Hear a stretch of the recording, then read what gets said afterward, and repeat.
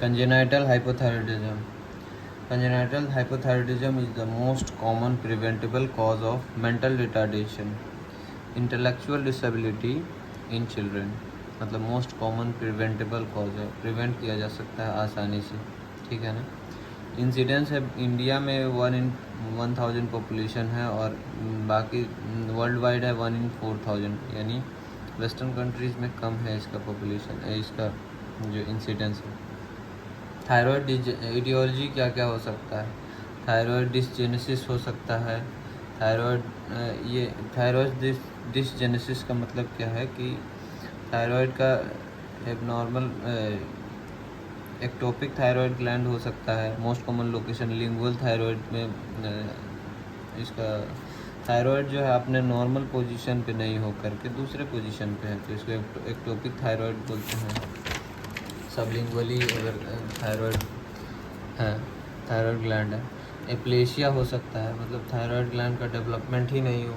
हाइपोप्लेशिया मतलब छोटा थायराइड, कम थायराइड होगा, थायराइड ग्लैंड का डेवलपमेंट रिड्यूस रहेगा। और ये जो भी होता है, जो थायराइड डिसजेनेसिस, वो स्पोरेडिक इन नेचर होगा, फैमिलियल हेरिडिटरी नहीं होता है, ठीक है ना। अचानक से किसी में भी हो सकता है, तो इसका फैमिली ज़रूरी नहीं है कि फैमिली हिस्ट्री प्रेजेंट ही हो, ठीक है।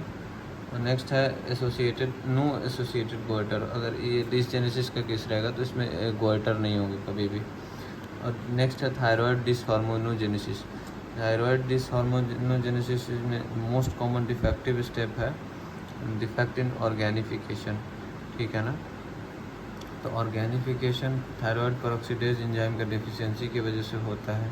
इनहेरिटेड कंडीशन ऑटोसोमल रिसेसिव है, ठीक है। ये थायराइड डिसहार्मोनोजेनेसिस इनहेरिटेड कंडीशन है जो कि ऑटोसोमल रिसेसिव है। डिफ्यूज़ और सॉफ्ट कंसिस्टेंसी जो है गोइटर इसमें बनता है, दिखता है, गोइटर दिखता है जो कि soft and diffuse soft consistency का होगा और डिफ्यूज़ होगा, ठीक है।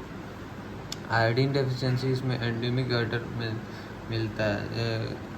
एंडेमिक गोइटर होता है certain regions of the Himalayan regions में जनरली ये मिलता था, लेकिन अब आयोडीनाइज सॉल्ट्स और iodinised oils government of India हमेशा इसको प्रिस्क्राइब करता है, मस्ट कर दिया है, जिसकी वजह से ये आयोडीन डेफिशिएंसी बहुत अनकॉमन है अब अंडर डेवलप्ड कंट्रीज़ में, अभी भी कॉमन अफ्रीका लाइक कंट्रीज़ में।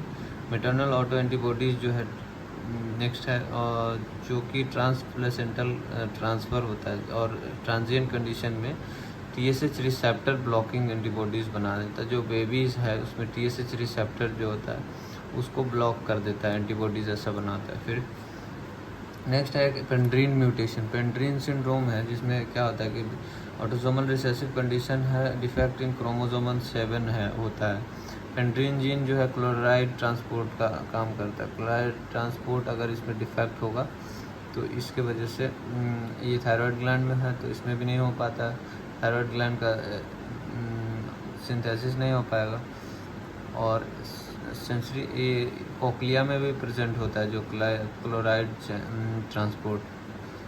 पेंड्रीन जीन जो है कोक्लिया में भी रिस्पॉन्सिबल होता है जो कि SNHL करवा देता है, सेंसरी न्यूरल हियरिंग लॉस करवा देता है। क्लिनिकल फीचर्स क्या क्या मिलेगा जो भी थायराइड पेशेंट मिलेगा कंजेनिटल हाइपोथायराइडिज्म का, उसका क्लिनिकली कैसे प्रेजेंट करेगा? तो क्लिनिकल प्रेजेंटेशन में होगा कि पेशेंट जो है फर्स्ट वीक आफ्टर बर्थ में कोई प्रेजेंटेशन नहीं मिलेगा, बिकॉज फर्स्ट वीक में इसलिए प्रेजेंटेशन नहीं मिलेगा ना क्योंकि ये बच्चा जो है मदर के थायराइड हार्मोन से प्रोटेक्टेड रहेगा। जो भी मदर का थायराइड हार्मोन है वो आएगा फर्स्ट वीक लाइफ में, ठीक है। और नेक्स्ट है आफ्टर फर्स्ट वीक में ये बच्चा जो है लिथार्जिक होकर डिक्रीज्ड एक्टिविटी होगा, उसके बाद हाइपोथर्मिया होगा, कोल्ड स्किन होगा, होर्स फेसिस होगा, होर्स क्राई होगा, मतलब क्राई बिल्कुल ही ऐसा मतलब वॉइस जो है ऐसा होगा, मतलब पिच वेरी लो पिच होगा, हॉर्स क्राई होगा, सुनाई नहीं देगा। मैक्रोग्लोसिया जबान बड़ा होगा, अम्बिलिकल हर्निया होगा, ये तो याद रखना है। और ऐसे बच्चे में प्रोलॉन्ग जॉन्डिस होगा more than 2 weeks after birth, क्योंकि 2 वीक्स तक तो फिजियोलॉजिकल जॉन्डिस होता है जो कि माइल्ड जॉन्डिस होता है, और यहाँ पे प्रोलॉन्ग जॉन्डिस होगा 2 वीक से ज़्यादा, क्योंकि डिलेड पैसेज ऑफ मेकेनियम और कॉन्स्टिपेशन होगा। और ऐसे केसेस में गोइटर भी नहीं मिलता है देखने को मिलता है कंजेनिटल हाइपोथायराइडिज्म का, जो ये नॉर्मल केसेस हो। और इन्वेस्टिगेशंस कौन कौन सा करेंगे हम? इन्वेस्टिगेशंस में थायराइड फंक्शन टेस्ट करेंगे, T3 T4 free T3 T4 check करते हैं, जो कि घटा हुआ रहता है। TSH जो है बढ़ा रहेगा, थायराइड स्टिमुलेटिंग हार्मोन। ये तो नॉर्मल सा लॉजिक है कि थायराइड TSH बढ़ेगा, क्यों? क्योंकि T3 T4 का जो है डिक्रीज रहेगा अगर ब्लड में बेबी का, तो नेगेटिव फीडबैक पिट्यूटरी हार्मोन पे नहीं जाएगा, तो उसमें TSH ज़्यादा प्रोड्यूस करेगा पिट्यूटरी ग्लैंड, ठीक है। देन इन बिटवीन, और ये TSH जो है ना, इसको Day 2 to Day 5 के बीच में, जनरली Day 3 में किया जाता है, स्क्रीनिंग किया जाता है। क्यों किया? जब भी थोड़ा बहुत अगर हमको फीचर मिल जाए ये सब का, face coarse facies, hoarse cry, macroglossia, ये सब कुछ भी मिल जाए, तो हमको Day 2 और Day 5 के बीच में स्क्रीनिंग कर लेना चाहिए। क्योंकि अगर बच्चा अगर मान लिया न्यूरोमोटर डिसऑर्डर या फिर इंटेलेक्चुअल डिसेबिलिटी हो गया, लो IQ हो गया, मेंटल रिटार्डेशन हो गया, तो हम उसको तो रिवर्स नहीं कर सकते हैं। इसीलिए कंजेनिटल हाइपोथायराइडिज्म के लिए स्क्रीनिंग करना चाहिए, TSH को चेक करना है। और TSH जो है फर्स्ट डे में जनरली हाई रहता है ऑल बेबीज़ में, तो फर्स्ट डे में इसीलिए नहीं करते हैं, Day 2 के बाद करते हैं, Day 2 to Day 5 में TSH चेक करते हैं।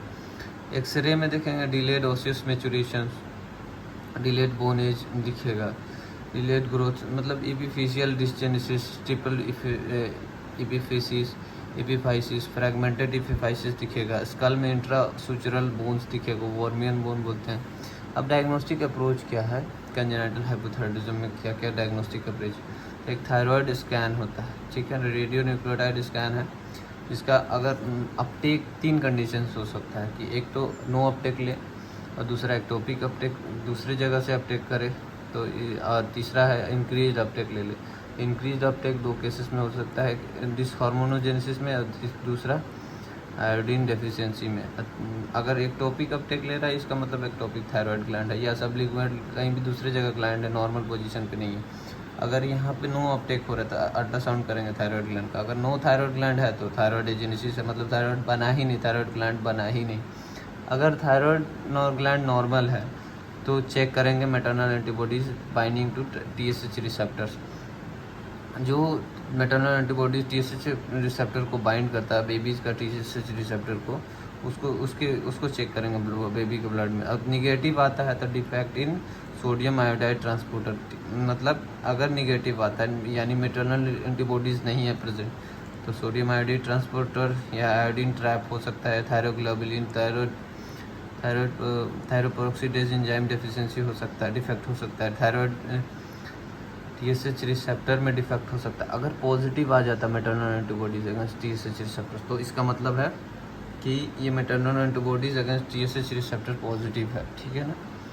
तो ये ट्रांजिएंट, इस केसेस में ट्रांजिएंट हाइपोथायराइडिज्म, कंजेनिटल हाइपोथायराइडिज्म होता है। और उसके बाद जो है रेडियो न्यूक्लियोटाइड में कौन कौन सा केसेस करते हैं? आयोडीन 123 और टेक्नीशियम 99 जो है यूज़ करते हैं। ट्रीटमेंट कैसे करेंगे, ये बहुत ही इंपॉर्टेंट है। थायराइड हार्मोन का जो है लाइफ लॉन्ग इसको generally thyroid hormone thyroxine supplementation लेना पड़ता है ओरली, ठीक है। स्टार्टिंग डोज रहेगा 10 to 15 माइक्रोग्राम पर kg पर डे, ठीक है ना। और अगर जो है रिस्पॉन्स अगर इंक्रीज रहा, रिस्पॉन्स किस तरह से हम चेक करेंगे? तो रिस्पॉन्स अगर increase in T4, increase level thyroxine का लेवल अगर 1 T4 फ्री T4 कब इंक्रीज होगा बाय 1 वीक में, और नॉर्मलाइजेशन नॉर्मल TSH हो जाएगा बाय 1 मंथ में, तो अब समझेंगे कि हम रिस्पॉन्स सही दे रहा है।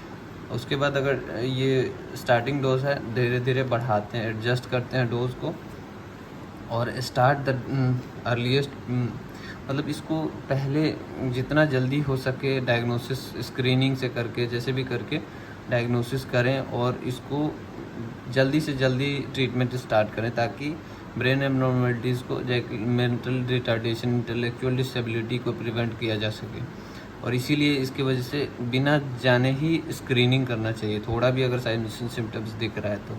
Life long necessity for thyroid hormone in most cases, जो है life long thyroid hormone replacement ज़रूरी होता है। Thyroid hormone replacement should be stopped for 1 month at the age of 3 years in the suspected transient congenital hypothyroidism. जो transient congenital hypothyroidism है, maternal antibodies की वजह से TSH रिसेप्टर्स के against maternal antibodies बनता है, उसमें चेक करने के लिए 1 month के लिए गैप देते हैं, ठीक है ना। थायरोक्सिन टैबलेट्स जो है वो एम्प्टी स्टमक में लेना है मॉर्निंग में।